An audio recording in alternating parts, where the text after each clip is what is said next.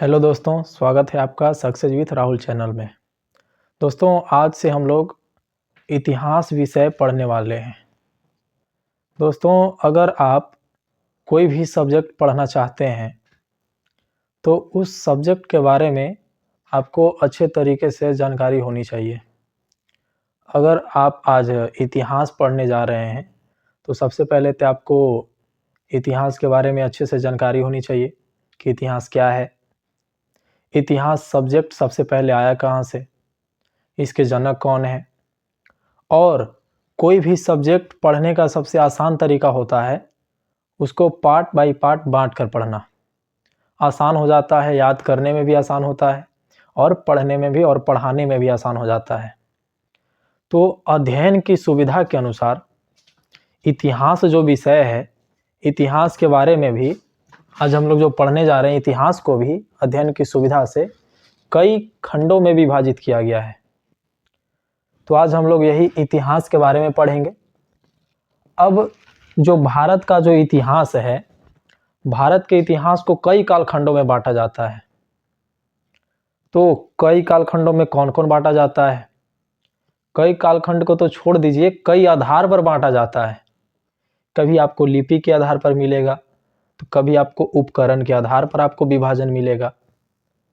तो बच्चों को समझ में नहीं आता है कि आपको यहाँ से पाषाण काल कहाँ से आ गया, तो ताम्रकाल कहाँ से आ गया, तो आद्य ऐतिहासिक काल क्या होता है, कहाँ से आ गया, किस आधार पर विभाजन हो गया, ऐतिहासिक काल कहाँ से आ गया, कैसे विभाजन हो गया। और इतिहास में पढ़ना क्या क्या है, कब बौद्ध धर्म पढ़ना है, कब इस्लाम धर्म पढ़ना है, कब अंग्रेजों के बारे में पढ़ना है। मतलब कि इतिहास इतना बड़ा सिलेबस है कि बच्चों को हमेशा इसमें डाउट रहता है। रटने वाले तो रट लेते हैं, लेकिन इतिहास रटने वाला सब्जेक्ट नहीं है। हाँ, तिथि आप रट सकते हैं, तिथि याद कर सकते हैं, लेकिन अगर आप समझकर याद करते हैं तो रटने वाला से ज़्यादा आपको याद रहेगा।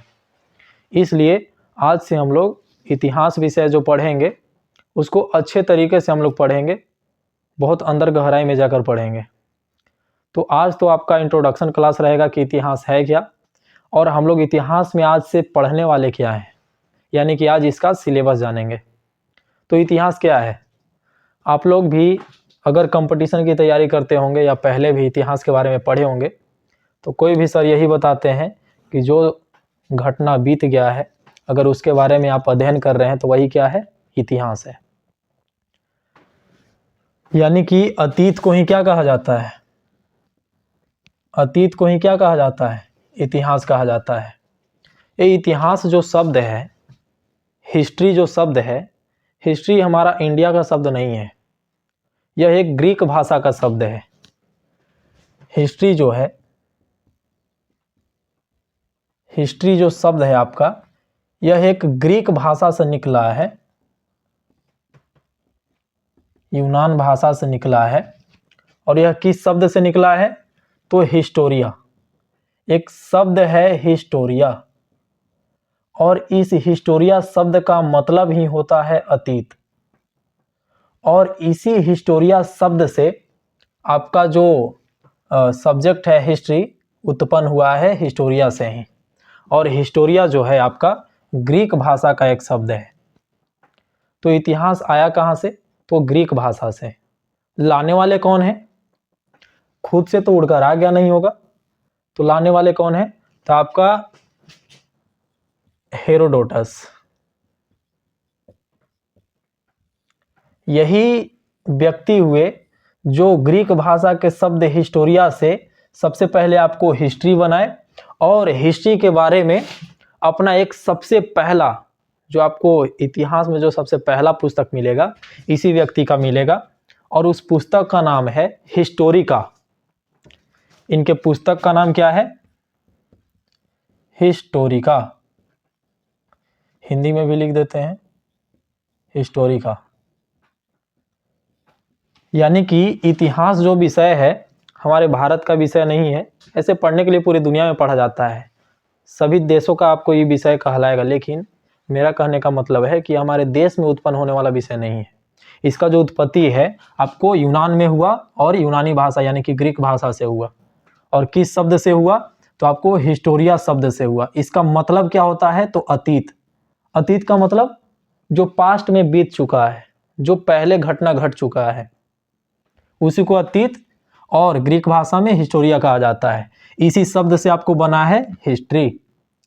और हिस्ट्री को बनाने वाले व्यक्ति का नाम क्या है? तो हेरोडोटस। इसलिए हेरोडोटस को ही इतिहास का जनक माना जाता है। तो इतिहास के जनक कौन हो जाएंगे? तो हेरोडोटस। हेरोडोटस को ही क्यों जनक माना जाता है? क्योंकि सबसे पहले इन्होंने ही हिस्टोरिया से हिस्ट्री शब्द बनाया और सबसे पहले इतिहास में जो इनका पुस्तक है हिस्टोरी का, इनके द्वारा ही हेरोडोटस के द्वारा ही लिखा गया। तो आपको ये समझ में आ गया होगा कि इतिहास जो शब्द है किस भाषा से निकला? तो यूनान भाषा से निकला, ग्रीक भाषा से निकला। और इसके जनक कौन है? तो आपको हेरोडोटस। हेरोडोटस के बुक का नाम क्या है? पुस्तक का नाम क्या है? तो हिस्टोरी का नाम है। तो आपको यहाँ पे समझ में आ गया होगा कि इतिहास की उत्पत्ति किस भाषा से हुआ, इसके जनक कौन है। अब हम लोग को पूरे विश्व का भी इतिहास पढ़ना है और खास करके भारत का भी इतिहास पढ़ना है। तो भारत का इतिहास और पूरे विश्व का इतिहास, आपको इतिहास में 2 भाग पढ़ना है। तो हम लोग पहले भारत का इतिहास चालू करेंगे। तो भारत का इतिहास पढ़ने से पहले आपको यह पढ़ना होगा कि भारत के इतिहास में सबसे पहले हम लोग को पढ़ना क्या क्या है, यानी कि भारत के इतिहास का सिलेबस। तो आइए इसके बाद भारत का इतिहास का सिलेबस देखते हैं कि सिलेबस में क्या क्या है। लेकिन सिलेबस जानने से पहले आपको यह जान लेना ज़रूरी है कि भारत के इतिहास को हम लोग किस किस भाग में बांटते हैं, बांट कर कैसे पढ़ते हैं। पहले अगर आप विभाजन पढ़ लेंगे तब आपको सिलेबस और इतिहास बहुत अच्छे से समझ में आने लगेगा। इसलिए अगर आपको इतिहास बहुत अच्छे से समझना है तो सबसे पहले आपको इतिहास का विभाजन अच्छे से पता होना चाहिए। तो सबसे पहले हम लोग इतिहास का विभाजन देखेंगे। देखिए, इतिहास का विभाजन 2 आधारों पर किया जाता है। इतिहास का विभाजन कितने आधार पे? 2 आधार पे। 2 आधार है क्या क्या? तो इतिहास का विभाजन आपको जो है 2 आधार पर किया जाता है। 2 आधार कौन कौन है? तो एक आपको है लिपि, लिपि के आधार पर। पहला विभाजन किस आधार पर? लिपि के आधार पर। और दूसरा विभाजन आपको है उपकरण के आधार पर।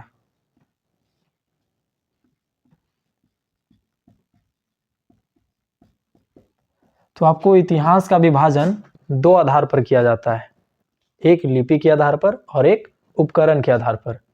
लिपि मतलब क्या होता है जी? उपकरण मतलब आप लोग जानते होंगे, कोई चीज, कोई यंत्र है उसको उपकरण कहा जाता है, कोई सामान है उसको उपकरण कहा जाता है। लेकिन लिपि क्या है? तो जो कुछ लिखा हुआ मिलता है, जो लिखने का जो तरीका होता है, लिखावट जो होता है, उसी को लिपि कहा जाता है। तो लिपि के आधार पर इतिहास को कितने कालखंड में बांटते हैं? तो 3। कौन कौन? तो लिपि के आधार पर आपको 3 कालखंड में बांटा जाता है इतिहास को। कौन कौन? तो एक आपको हो जाएगा प्रागैतिहासिक काल, प्रागैतिहासिक।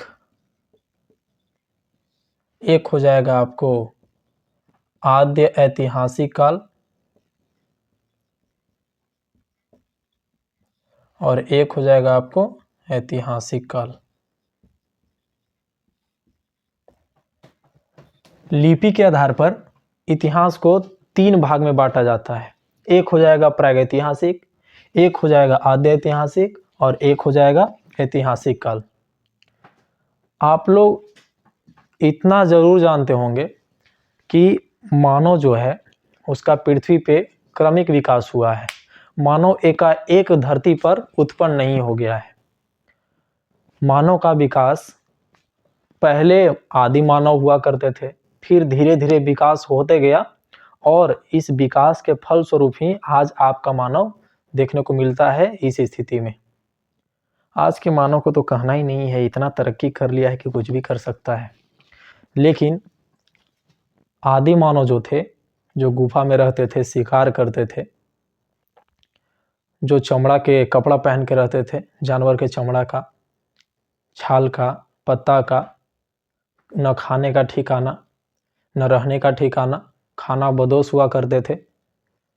तो ये जो लोग हैं जिनको खाने का ठिकाना नहीं था, ये लोग लिखने पढ़ने का तो बहुत दूर का बात है, जो आग के बारे में नहीं जानते थे, जो कृषि के बारे में नहीं जानते थे, जो घर के बारे में नहीं जानते थे, जो कपड़ा के बारे में नहीं जानते थे, वो लिखने पढ़ने का तो बात बहुत दूर का हो गया फिर। तो जो आदि मानव हुआ करते थे, वो लिखने उखने का उस सब का ज्ञान नहीं था। तो जो आदि मानव का जो समय है, उस समय का हम लोग को कुछ लिखा हुआ चीज मिलता ही नहीं है, क्योंकि वो सबको लिखने पढ़ने ये सब का ज्ञान ही नहीं था। तो वो सबको लिखने पढ़ने का ज्ञान नहीं था, तो हम लोग को लिखा पढ़ा हुआ कोई चीज भी नहीं मिलता है। तो जिस समय तक हम लोग को कोई साहित्यिक साक्ष्य देख लीजिए, साक्ष्य क्या होता है? एविडेंस। साक्ष्य, इतिहास जो है साक्ष्यों का विषय है। इतिहास में साक्ष्य के आधार पर कालखंड का विभाजन होता है। साक्ष्य के आधार पर हम लोग इतिहास पढ़ते हैं। जैसे आपको बोल दिया गया कि कोई एक स्थान है, यहाँ पे सालों पहले, जैसे हड़प्पा सभ्यता पढ़े होंगे कि हड़प्पा में सभ्यता हुआ करता था, तो आप ऐसे ही तो नहीं मान लिए होंगे, आपको कुछ सबूत दिखाया गया कि हाँ देखिए यहाँ पे मकान है, यहाँ पे स्नानागार है, यहाँ पे अन्नागार है, कई उपकरण यहाँ से मिले हैं, कई सिक्के यहाँ से मिले हैं। तो बहुत सारे आपको साक्ष्य दिए गए, सबूत दिए गए, तब आप मानने को तैयार हुए कि हाँ एक हड़प्पा सभ्यता यहाँ पर था, एक मोहनजोदाड़ो सभ्यता यहाँ पर था। तो इतिहास में साक्ष्य लाया जाता है।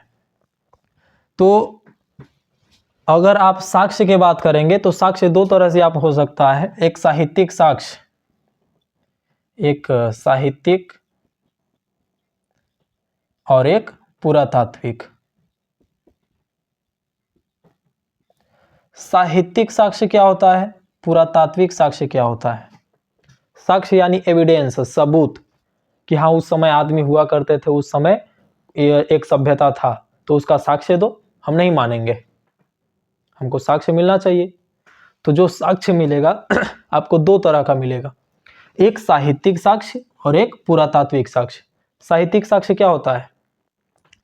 कहीं से साहित्य प्राप्त हो जाए, कहीं से कुछ लिखा हुआ मिल जाए। ऐसा नहीं है कि सिर्फ किताब ही मिले, कहीं अगर गुफा पे लिखा हुआ मिल जाए, दीवार पे लिखा हुआ मिल जाए, कुछ भित्ति पे लिखा हुआ मिल जाए, पेड़ के छाल पे लिखा हुआ मिल जाए, या कोई पुस्तक ही मिल जाए, तो कहीं भी आपको अगर लिखा हुआ कोई चीज मिल जाए तो वैसे हम लोग साक्ष्य को, वैसे एविडेंस को हम लोग साहित्यिक साक्ष्य कहते हैं। और अगर कहीं पे लिखा हुआ ना मिले, अगर लिखा हुआ मिले भी और उसके साथ साथ अगर कहीं पे कोई उपकरण मिल जाए, कोई बर्तन मिल जाए, हड्डी मिल जाए, दांत मिल जाए, ये सब जो चीज है ये सब आपको आ जाएगा पुरातात्विक साक्ष्य में। तो सबूत आपको दो तरह से हो सकता है, एक साहित्यिक साक्ष्य और एक पुरातात्विक साक्ष्य। तो वैसा काल, वैसा समय जब सिर्फ आपको पुरातात्विक साक्ष्य मिलता था, साहित्यिक साक्ष्य नहीं मिलता था, उसे हम लोग प्रागैतिहासिक काल कहते हैं। यानी कि जहां पे लिखा हुआ चीज, लिपि नहीं मिला है हम लोग को, साहित्य नहीं मिला है, तो लिपि के आधार पर आपको इतिहास के आपको तीन कालखंड में बांटा गया है, एक प्रागैतिहासिक, आद्य ऐतिहासिक और ऐतिहासिक। और इसको अंदर भी जाकर विभाजन किया गया है। पहले ये तीनों समझ लेते हैं, उसके बाद अंदर भी पढ़ लेंगे। तो प्रागैतिहासिक काल किसको कहा जाता है? जहां पे सिर्फ हम लोग को पुरातात्विक साक्ष्य मिला है, साहित्यिक साक्ष्य नहीं मिला है। साहित्यिक साक्ष्य यानी कि लिखा हुआ नहीं मिला है, सिर्फ हम लोग को कोई सामान मिला है, उसके कार्बन डेटिंग के आधार पर हम लोग जानते हैं कि हाँ एक प्रागैतिहासिक काल था, वहां पे कुछ मनुष्य रहा करते थे, लेकिन साहित्य हम लोग को नहीं मिला है। तो वैसा काल जहां पे हम लोग को साहित्य ना मिले, सिर्फ पुरातात्विक साक्ष्य मिले, वैसे हम लोग काल को प्रागैतिहासिक काल कहते हैं। अच्छा, आद्य ऐतिहासिक काल क्या होता है?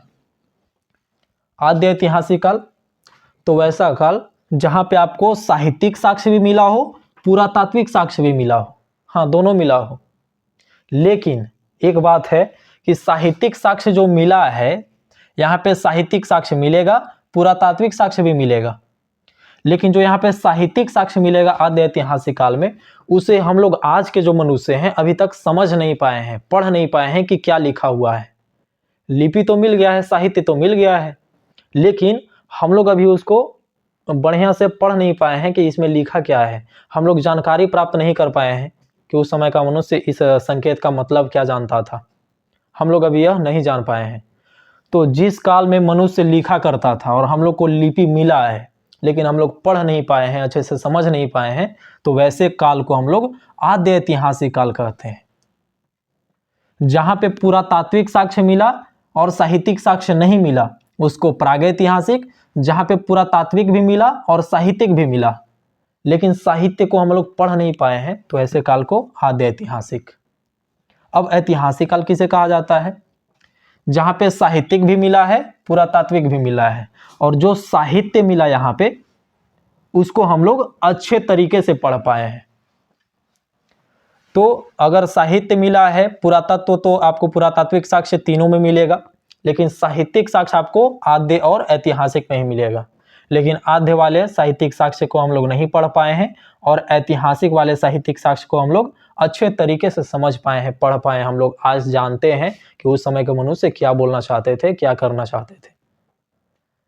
तो लिपि के आधार पर हम लोग इतिहास को बड़े बड़े 3 कालखंड में बांटते हैं। कौन कौन? तो एक प्रागैतिहासिक, आद्य ऐतिहासिक और एक ऐतिहासिक। अगर आपको इसको लिखना होगा कि कैसे लिखेंगे, तो जो हम बोल रहे हैं आप लोग को लिखना होगा कि प्रागैतिहासिक काल क्या है। तो वैसा काल जिसमें आपको साहित्यिक साक्ष्य नहीं मिला है, सिर्फ पुरातात्विक साक्ष्य मिला है, ऐसे काल को प्रागैतिहासिक काल कहेंगे। आद्य ऐतिहासिक काल किसे कहेंगे? वैसा काल जिसमें साहित्यिक साक्ष्य भी मिला, पुरातात्विक भी मिला, लेकिन साहित्यिक साक्ष्य को हम लोग नहीं पढ़ पाए हैं, उसे ही आद्य ऐतिहासिक कहेंगे। ऐतिहासिक काल किसे कहेंगे? वैसा काल जिसमें आपको साहित्यिक साक्ष्य भी मिला है, पुरातात्विक साक्ष्य भी मिला है, और साहित्यिक साक्ष्य को हम लोग अच्छे तरीके से पढ़ पाए हैं। तो तीनों आपको समझ में आ गया होगा। इसके बाद इसका और अंदर जाकर डीपली विभाजन किया गया है, इसको भी समझ लेते हैं कैसे इसका विभाजन किया गया है। अब जान लेते हैं कि इसे अंदर तक जाकर कैसे विभाजन किया गया है। ये जो लिपि के आधार पर जो विभाजन है 3 भागों में, प्रागैतिहासिक काल, आद्य ऐतिहासिक और ऐतिहासिक काल, इसे कालखंड भी देख लेते हैं, मतलब कब से कब तक ये आपको काल चला है। आपको जो प्रागैतिहासिक काल है, ये आपको जब से आपको मानव का इतिहास चालू हुआ, यानी कि प्रारंभ से 3000 ईसा पूर्व तक आपको जो समय है वो कहलाएगा प्रागैतिहासिक काल। एक चीज यहाँ पे ईसा पूर्व ईसवी, 2 चीज समझ लीजिए, ईसा पूर्व और ईसवी। ईसा पूर्व यानी कि ईसा मसीह के जन्म के पूर्व का समय।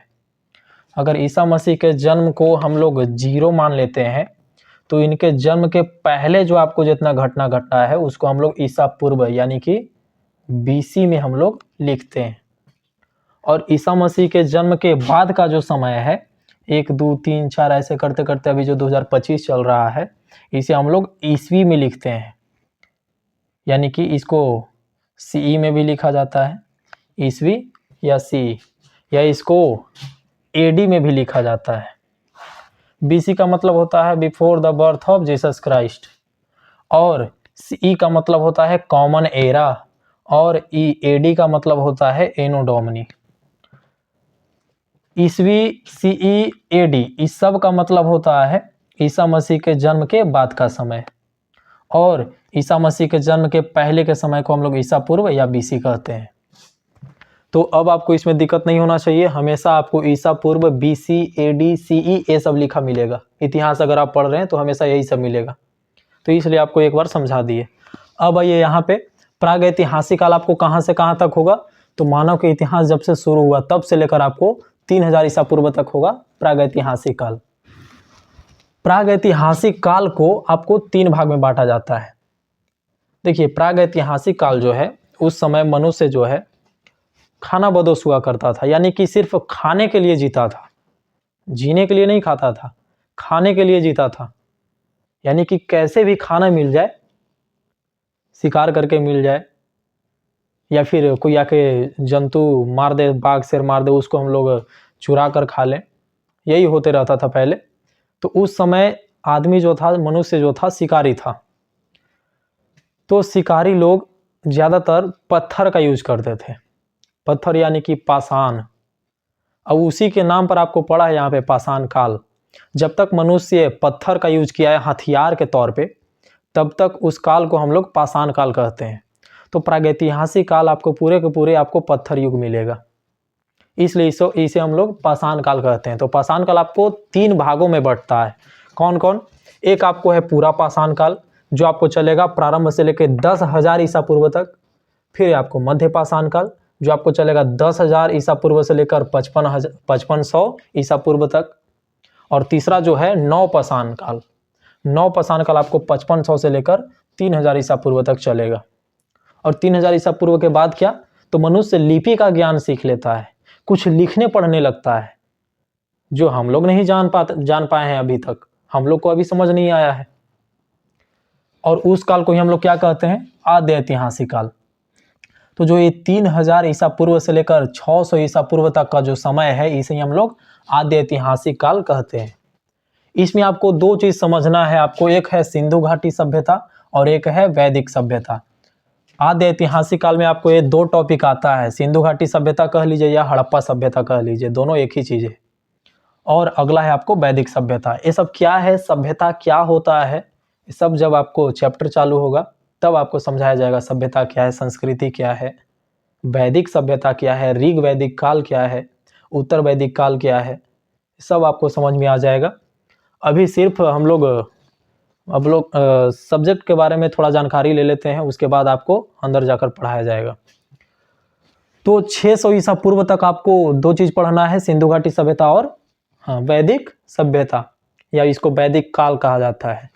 और 600 ईसा पूर्व से लेकर 712 ईस्वी तक, 712 ईस्वी यहाँ ध्यान दीजिएगा, ईस्वी है, ईसा पूर्व नहीं है। 600 ईसा पूर्व से 712 ईस्वी तक, यानी कि जब तक मोहम्मद बिन कासिम का आक्रमण नहीं हो जाता है तब तक। 712 में ही भारत में सबसे पहला इस्लामी आक्रमण हुआ था।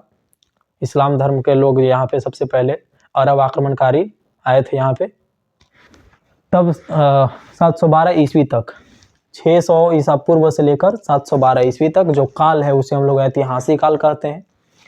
इस समय आपको लिपि मिलेगा और उससे हम लोग बहुत अच्छे से पढ़ पाए हैं। तो इसमें आप महाजनपद काल पढ़ेंगे, 16 महाजनपद के बारे में पढ़ेंगे।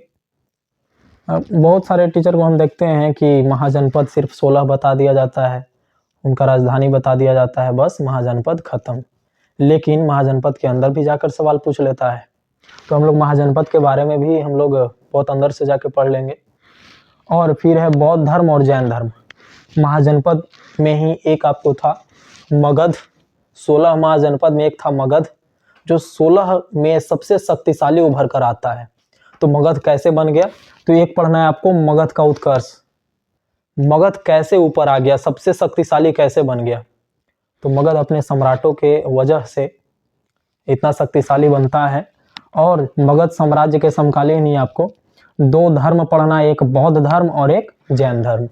तो बौद्ध धर्म जैन धर्म के बारे में भी पढ़ेंगे।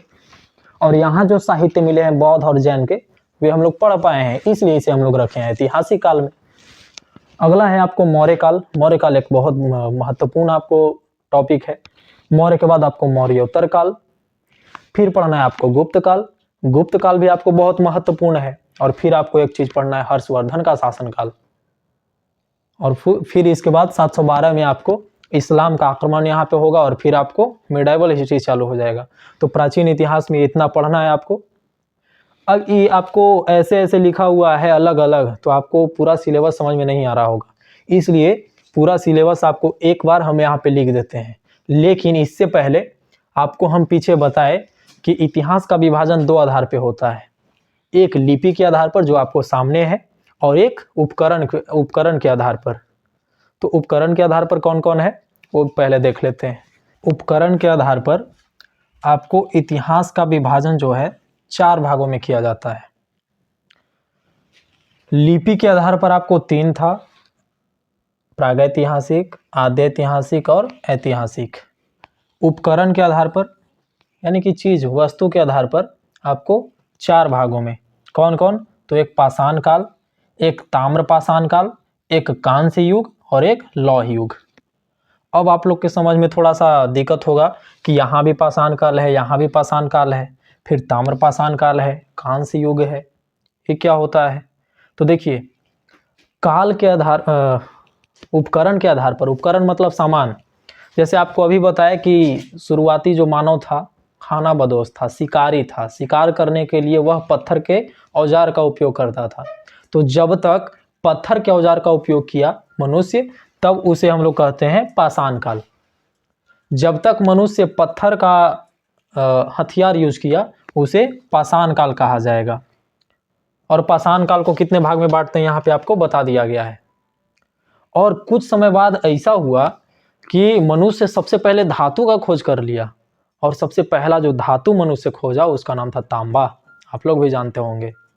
तो तांबे के खोज के बाद मनुष्य जो है अपने पाषाण के हथियार में यानी कि पत्थर के हथियार में तांबा का भी मिश्रण करके, तांबा को भी मिलाकर हथियार बनाने लगा। तो तांबा और पत्थर दोनों के मिश्रण वाला जो काल है, दोनों को मिलाकर जो हथियार बनाया जाने वाला जो काल है, उसे ही हम लोग ताम्र पाषाण काल कहते हैं। यानी कि ताम्र पाषाण काल में आपको तांबा और पत्थर का आपको औजार देखने को मिलेगा। अगला है आपको कांस्य युग। अगर आप तांबा, कुछ समय बाद यहाँ के जो मनुष्य हैं आपको तांबा के साथ साथ टीन का भी खोज कर लेते हैं। तो तांबा और टीन अगर आप एक साथ मिला लीजिएगा तब आपको कांसा बनता है। तो कुछ समय बाद जो मनुष्य है तांबा के खोज के बाद आपको टीन का भी खोज कर लिया, और दोनों को मिलाकर क्या बना लिया? तो कांसा बना लिया। तो कांसा का जो आपको हथियार है, जो उपकरण है, जिस काल में देखने को मिलेगा उसे हम लोग कांस्य युग कहेंगे। और कांस्य युग में आपको हड़प्पा सभ्यता पढ़ना है, सिंधु घाटी सभ्यता पढ़ना है। लेकिन कुछ समय बाद जो है मनुष्य लोहा का भी खोज कर लेता है, लोहा को भी खोज निकालता है। और लोहा के खोज करने के बाद जो युग चालू होता है उसे हम लोग लौह युग कहते हैं। तो आपको उपकरण के आधार पर आपको 4 भागों में इतिहास को बांटा जाता है। जब पत्थर का औजार, पत्थर का उपकरण तो पाषाण काल, तांबा और पत्थर का अगर उपकरण है तो ताम्र पाषाण काल, अगर कांसा का उपकरण है यानी कि तांबा टीन के मिला हुआ आपको उपकरण है तो उसे कांस्य युग कहते हैं, और अगर लोहा का उपकरण है तो उसे लौह युग कह देंगे। अब इसके बाद हम लोग पूरा प्राचीन इतिहास का, हम लोग इसे सब मिलाकर हम लोग एंशिएंट हिस्ट्री कहेंगे, प्राचीन इतिहास कहेंगे। ऐसे मोटे तौर पर इतिहास को 3 भाग में बांटा जाता है: प्राचीन इतिहास, मध्यकालीन इतिहास और आधुनिक इतिहास। तो यहाँ पे जो आपको ये पूरा आपको टॉपिक जो दिख रहा है, यह पूरा आपको प्राचीन इतिहास कहलाएगा। और 712 ईस्वी के बाद आपको चालू होता है मध्यकालीन इतिहास, जिसमें हम लोग इस्लामी शासक के बारे में पढ़ेंगे, मुस्लिम शासक के बारे में पढ़ेंगे। तो वे सब बाद में बात करेंगे। पहले यहाँ पे बात कर लेते हैं कि क्या क्या हम लोग को अब सिलेबस में पढ़ना है, और वही आपको अगले वीडियो से मिलना प्रारंभ हो जाएगा। तो आइए सिलेबस देख लेते हैं। ये रहा प्राचीन भारत का इतिहास का आपको सिलेबस, जिसमें आपको सबसे पहले आपको प्राचीन भारतीय इतिहास के स्रोत के बारे में पढ़ना है। यानी कि ये जो हम लोग प्राचीन भारत का इतिहास पढ़ने वाले हैं, इसका स्रोत क्या है, कहाँ से हम लोग जानते हैं कि प्राचीन भारत में ऐसे ऐसे घटना घटा, तो उसका स्रोत क्या है, सोर्स क्या है, कहाँ से हम लोग इतना लिखते हैं, कहाँ से हम लोग पढ़ते हैं, कहाँ से बुक लिखा गया है जिसके आधार पर हम लोग आज पढ़ रहे हैं। तो सबसे पहले हम लोग प्राचीन भारतीय इतिहास के स्रोत पढ़ेंगे, और फिर उसके बाद अपना सिलेबस चालू करेंगे, जिसमें आपको सबसे पहले आपको प्रागैतिहासिक काल के बारे में पढ़ना है, और ख़ास करके आपको पाषाण काल के बारे में पढ़ना है, पत्थर युग के बारे में पढ़ना है। और फिर प्रागैतिहासिक के बाद आपको आद्य ऐतिहासिक, जिसमें आपको 2 सभ्यता, एक सिंधु घाटी सभ्यता और एक वैदिक सभ्यता के बारे में पढ़ना है। जब ये 2 सभ्यता हम लोग पढ़ लेंगे तब उसके बाद आपको ऐतिहासिक काल चालू होगा, जिसमें आपको पहले आपको महाजनपद काल पढ़ाया जाएगा, जिसमें आपको 16 महाजनपद के बारे में बताया जाएगा। और इसी समय महाजनपद काल के बाद आपको जो एक टॉपिक पढ़ना है, प्राचीन भारत में धार्मिक आंदोलन। कुछ धर्म का उदय होता है प्राचीन भारत में। जैसे बौद्ध धर्म के नाम सुना होगा आपने, जैन धर्म, ब्राह्मण धर्म, भागवत धर्म, वैष्णव धर्म, शैव धर्म, शाक्त धर्म, ये सब जो धर्म है सनातन धर्म के ही आपको शाखा है। तो इन सब के बारे में भी हम लोग जानेंगे कि ये शाखा कैसे निकल गए, आपको इनकी ज़रूरत क्या पड़ी उस समय धार्मिक आंदोलन में हुआ क्या, धार्मिक आंदोलन के प्रणेता कौन कौन थे। तो इन सभी टॉपिक के बारे में जानेंगे। और उसके बाद आपको मगध का उत्कर्ष पढ़ना है। मगध साम्राज्य कैसे इतना बड़ा साम्राज्य बन गया जो पूरे भारत पर, यहाँ तक कि पूरे अगल बगल के पड़ोसी देशों पर भी कब्जा कर लिया मगध साम्राज्य ने। तो क्यों ऐसा हुआ। और फिर उसके बाद आपको मौर्य काल, जिसमें चंद्रगुप्त मौर्य जैसे महान महान शासक के बारे में आपको पढ़ाया जाएगा। फिर आपको मौर्योत्तर काल यानी कि मौर्य काल के उत्तर काल यानी कि बाद का काल, और फिर उसके बाद आपको गुप्त काल, और फिर आपको गुप्तोत्तर काल यानी कि गुप्त काल के बाद का काल। तो इतना आपको प्राचीन इतिहास में आपको टॉपिक पढ़ना है।